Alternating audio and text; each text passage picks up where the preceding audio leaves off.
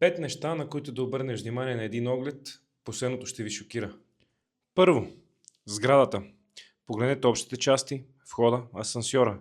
Това доста често е индикация за междусъседските отношения, както и колко добре се поддържа кооперация. Второ, изложението. Апартаментът може да изглежда перфектно на снимки, но ако е тъмен през деня, това ще е постоянното усещане в апартамента. Трето, шумът. Отворете прозорците. Често шумът от улицата или от заведенията наблизо може да бъде проверен само единствено по този начин. Четвърто, разбира се състоянието.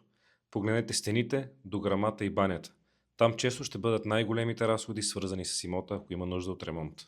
И пето, атмосферата на сградата. Съседите както могат да ни бъдат най-близките приятели, най-близките хора, така могат да бъдат и най-големият ужас. Отидете, запознайте се с хората отгоре, отдолу на апартамента, който ще купувате. Един оглед може да ви спести 1000 евро, ако знаете за какво да гледате. За да ви помогнем да намерите вашият нов дом, свържете се с мен, Калоян Луканов, брокерът близо до вас.